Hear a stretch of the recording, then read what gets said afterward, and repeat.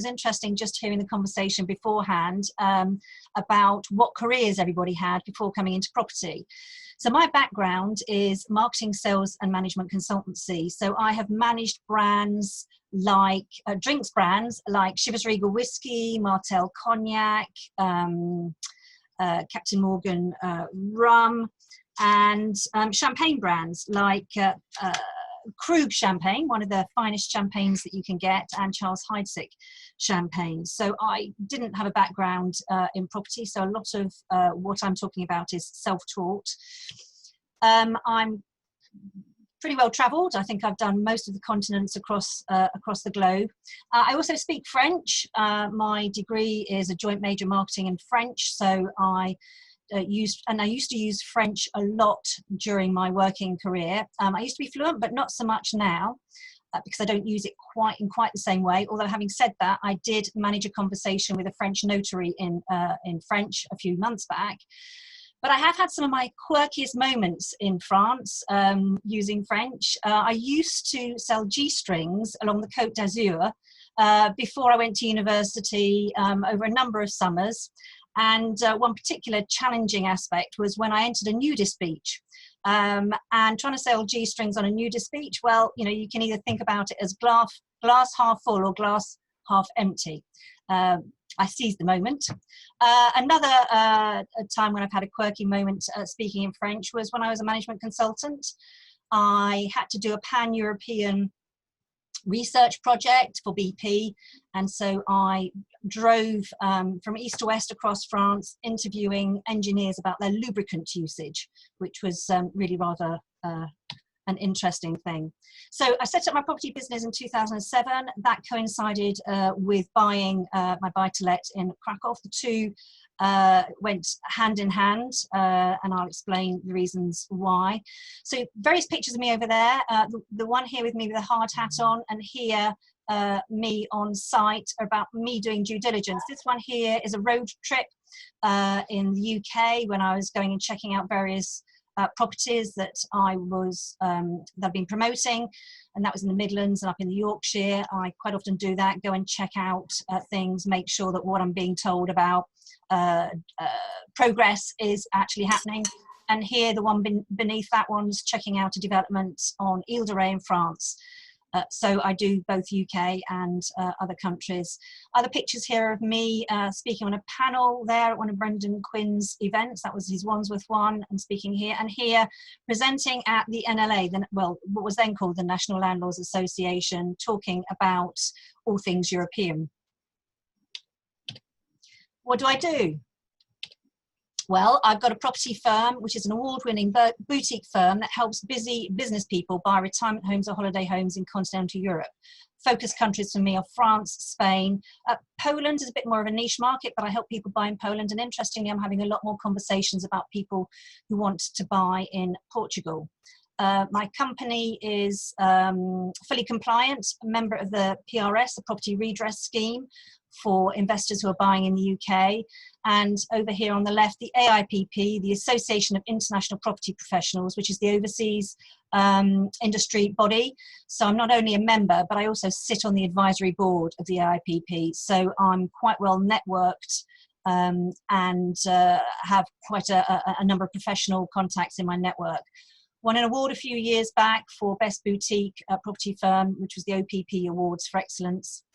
So that's one strand to my business, helping busy business people buy in continental European countries. But I also have another strand to my business. I help time-strapped expats abroad invest in UK property, and that's usually buy-to-let.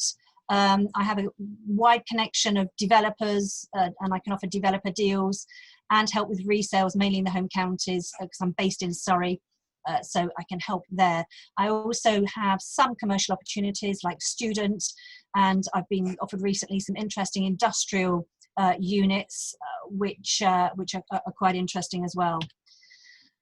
When I set up my business, as an outsider looking in, I saw lots of companies and individuals who were very much about product push. So they had a product or a property to sell, and that was what they were going to sell no matter what. And I kind of thought that I could bring something a bit different to the sector and offer a slightly more consultative style, bringing together my management consultancy skills and finding out what clients want and then trying to match that with a product or an offering that I have. So it's about matching product with client needs rather than just product push. I like to think that I bring a little bit of EQ, emotional intelligence, to the buying process as well as the thought process. So how do I do it? My business model. When I first started out, I focused very much on PR, getting a lot of press coverage.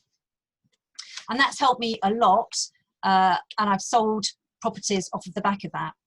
So in 9 years, I got over 70 pieces of press coverage. So that's national press, Sunday Times, Guardian, Telegraph, Daily Mail, also trade press, like A Place in the Sun. So that has helped me when I first started my business, raise the profile of the business, quite often get quoted for commentary on overseas property markets.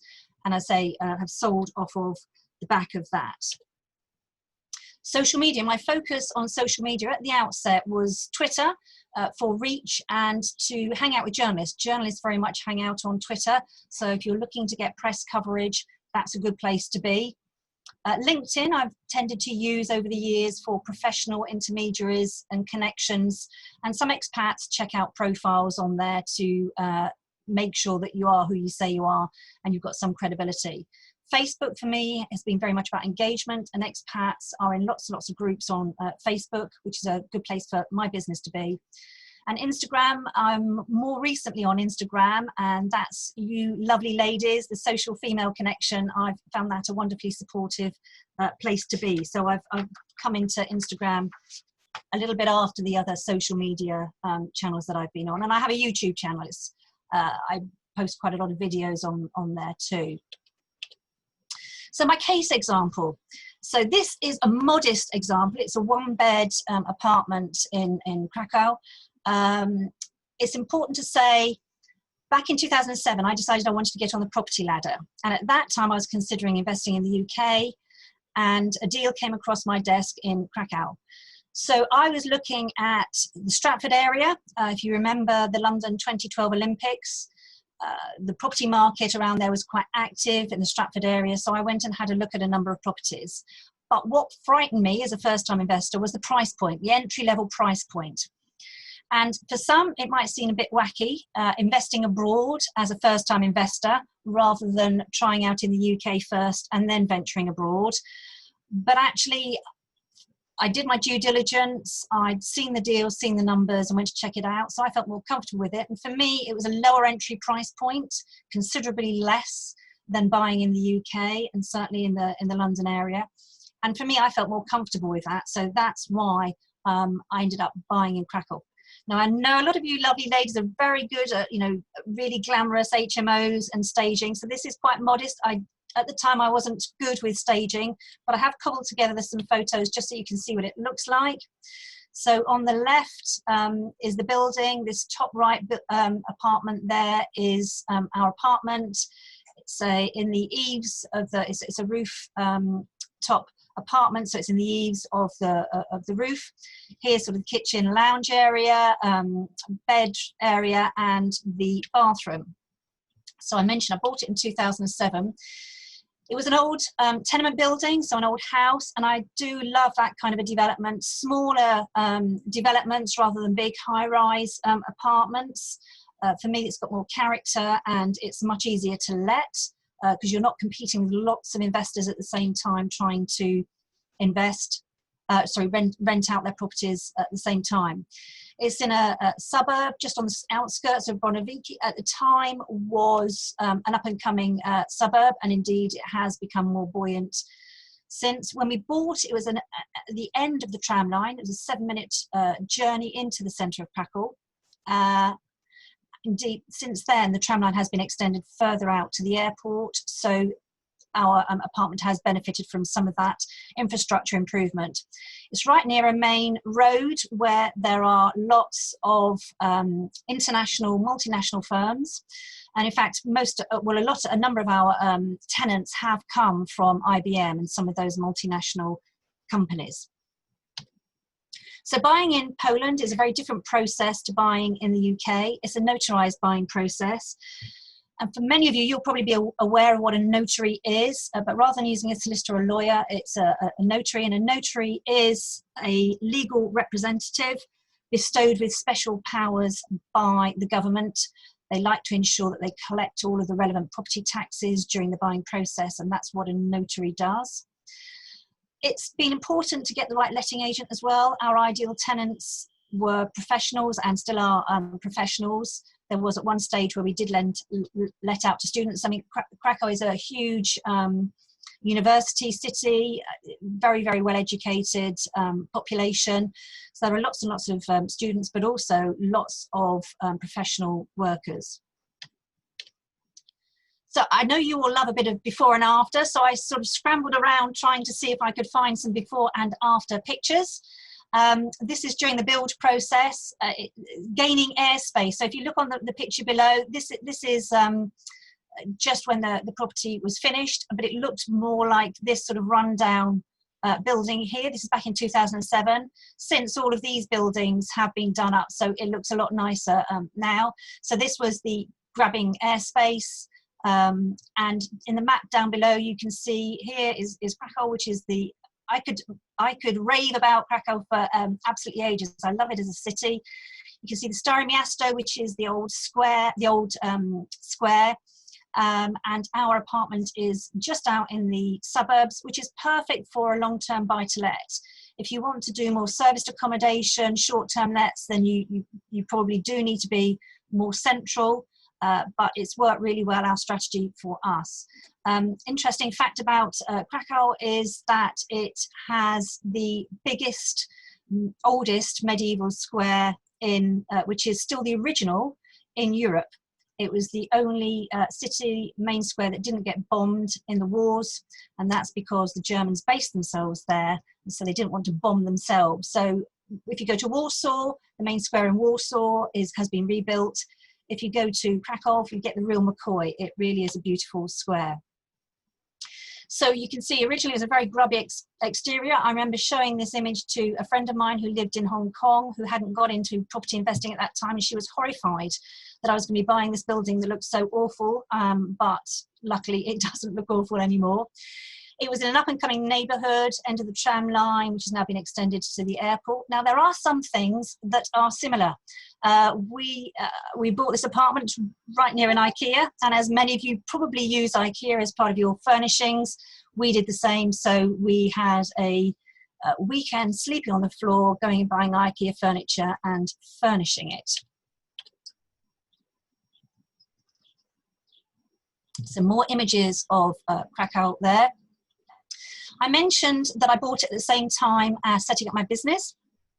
For me, it's important to put my money where my mouth is, and I felt that it was important to have gone through the buying experience, which would then give me the experience and make me better informed to help others buy in the same way. So that was why I did both things in conjunction. It was also at the time that I was trying to get press coverage. So it was my first piece of press coverage in 2010. This picture appeared in the Daily Mail of us at Valval Castle. That was on one of the weekends we were going and doing the buying. That was the headline of the article, because what I was writing about was Poland's economy, which has been a very buoyant economy, and it was the only economy, I think, not to have gone into recession in 2007, the only European economy that didn't go into recession. And the other two pictures are when I went and did an inspection trip with my daughter. We were trying to replicate the image there of my husband, but that is actually in the medieval square in Krakow. And what some people don't realize is that you can offset against tax inspection trips, reasonable inspection trips. So if you're going on an annual trip to check out your investment, that is allowable tax-wise. I will say I am not a tax advisor. Anything that I say about tax is in layman's terms and what I've picked up.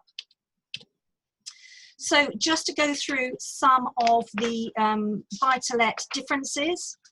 What are the things that are the same? Well, the things that work both in the UK and in Poland are having clear investment criteria. We had that. We wanted a long-term buy-to-let, and that's what we looked out for.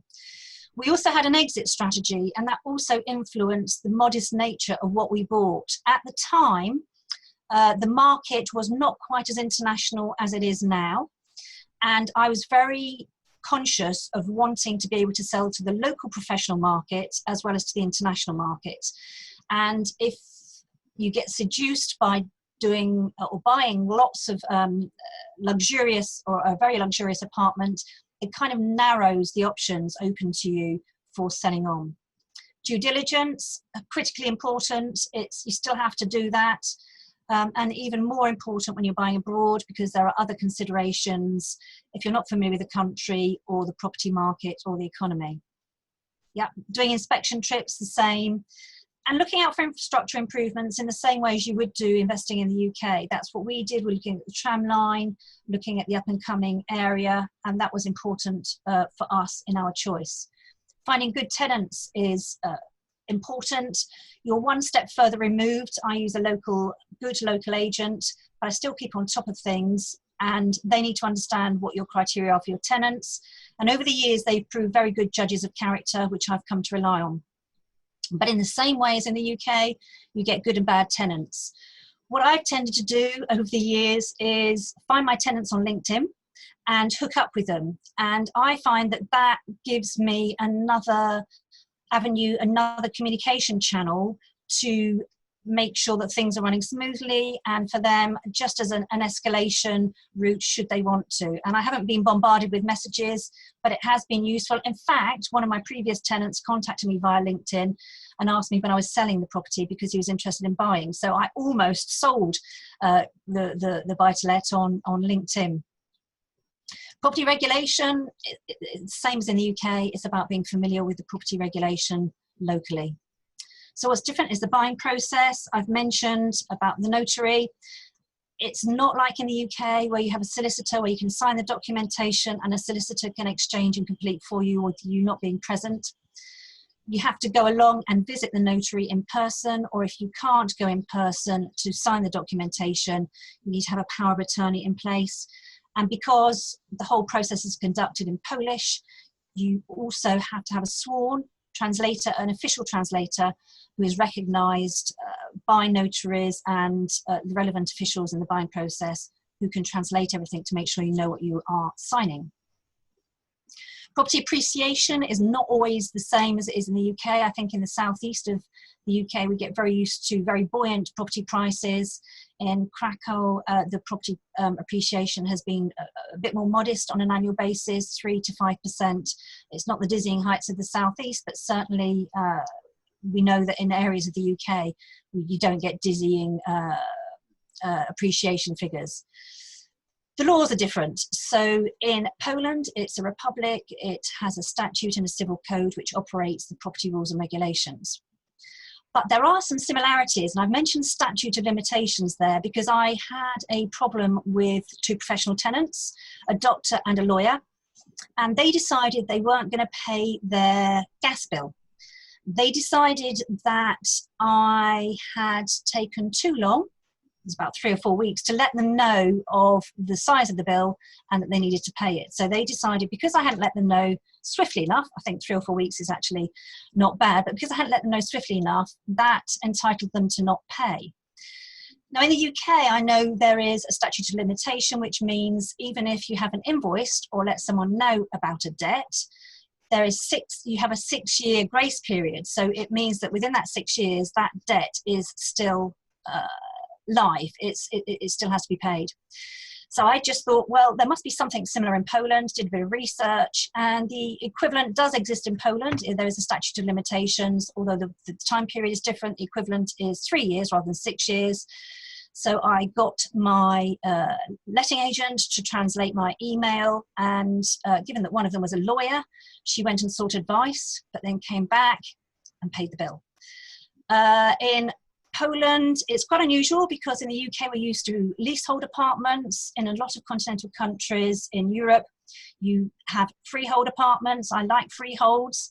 So you get a portion of the underlying land that the apartment sits on. So it's a different concept for British buyers, but it's relatively common in a lot of continental countries. You'll see that there's significantly less regulation in Poland on a later chart that I've got for you. Obviously, the property has to be safe. There are gas safety regulations, but nowhere near the amount of regulations that there are here in the UK. There are less tenant checks. It's not likely that you're going to be able to inquire and delve too much into the financial health of the tenant. It's just not culturally acceptable to do. You wouldn't get like an Experian report as you would do here in the UK, which is why it's more important to make sure you're happy with the tenant before they move in and that you've got a good letting agent. It's important to take into account culture.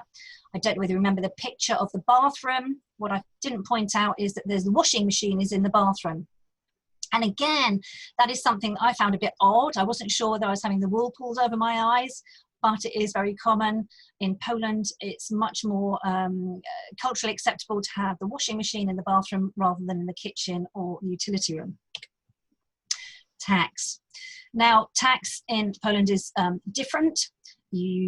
Whenever you're buying abroad, if you are using it as a commercial enterprise, you have to complete a local tax return and report that in your UK tax return. Most of the European countries, continental European countries, have a double taxation treaty with the UK, and it means that you don't pay tax twice. So anything that you declare and pay in the local country is offset against any tax liability that you are due in the UK.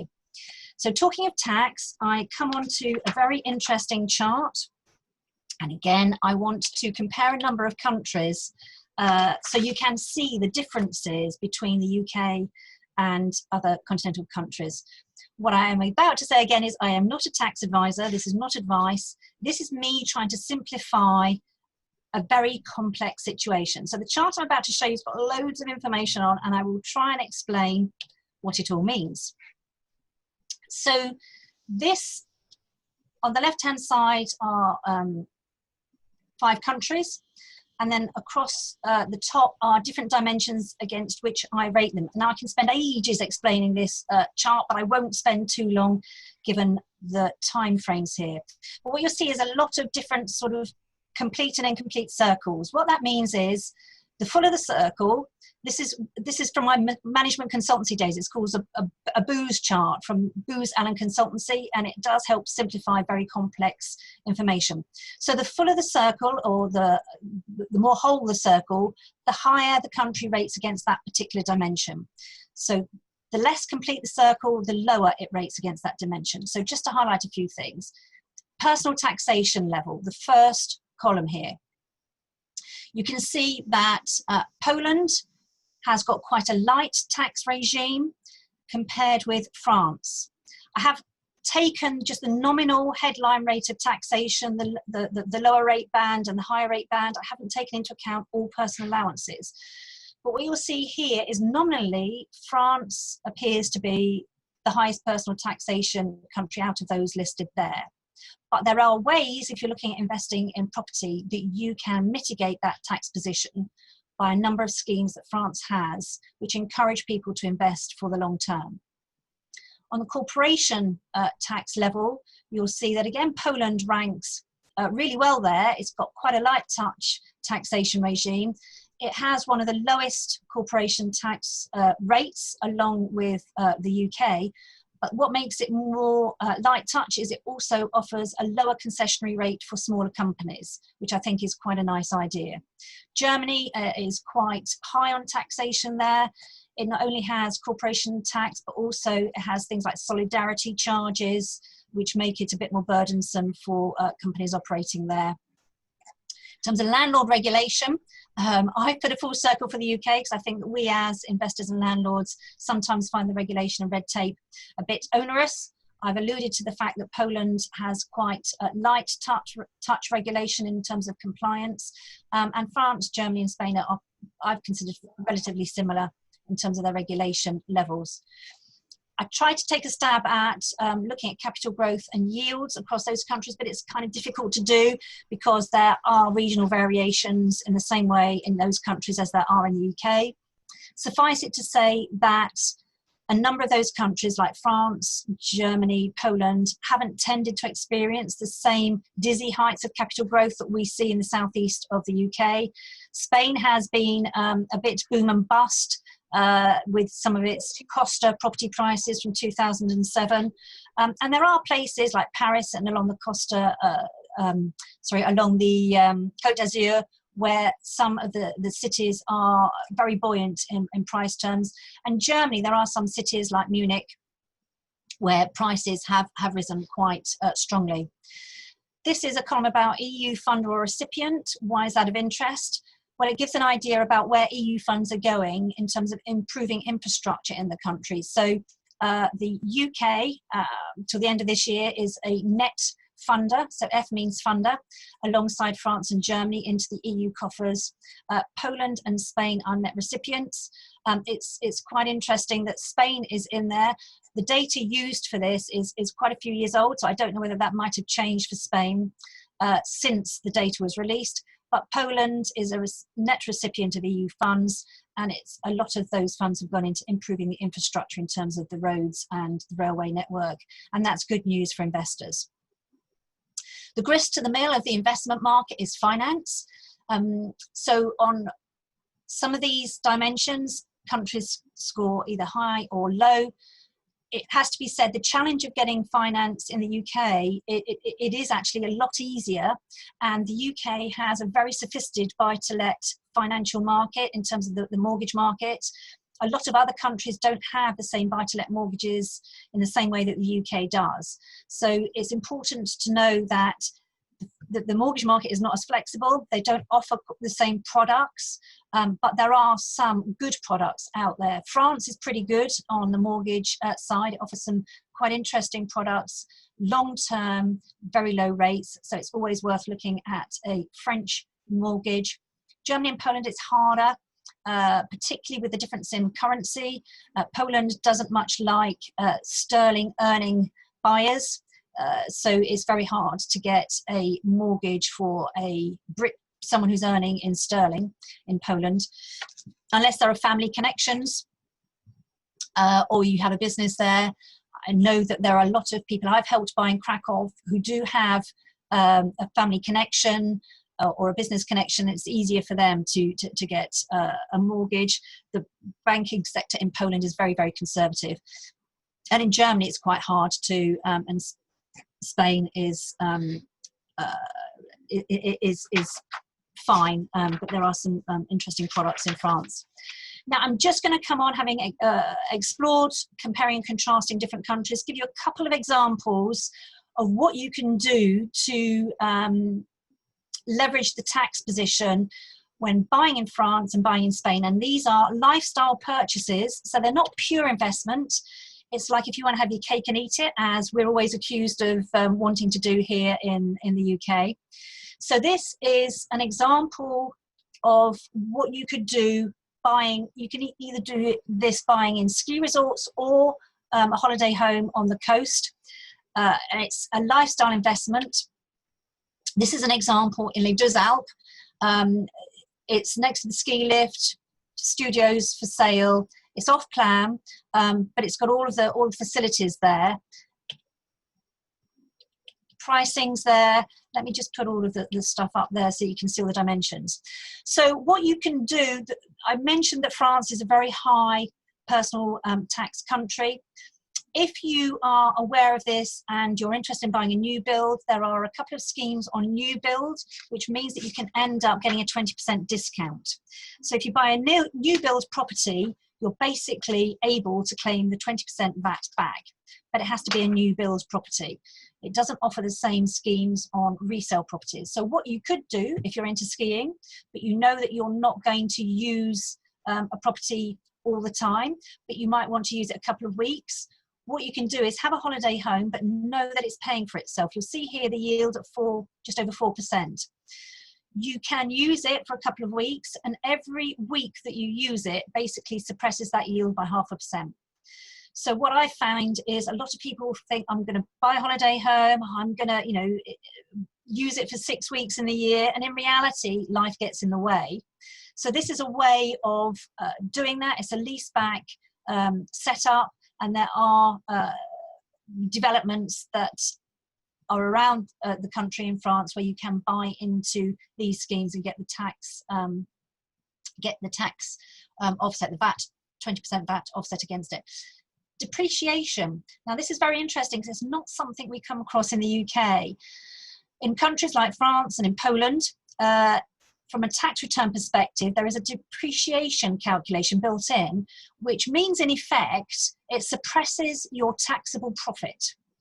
It doesn't mean to say you don't make a profit, but it suppresses the taxable profit. So my buy-to-let in Krakow, I have not paid tax in Poland because of this depreciation calculation. It means that I've made a cash profit, but I haven't made a taxable one because of that. So if these kind of schemes have holiday let status in the UK, so it has the more beneficial tax treatment in the UK, and there are some great mortgages in France. These tax efficient schemes are all about encouraging long-term investment. This scheme is for a 20-year period, so it is about getting people who want to seriously invest and want to hold it as a family investment, a family interest. So you can get 25-year fixed rate mortgages at around 2% fixed.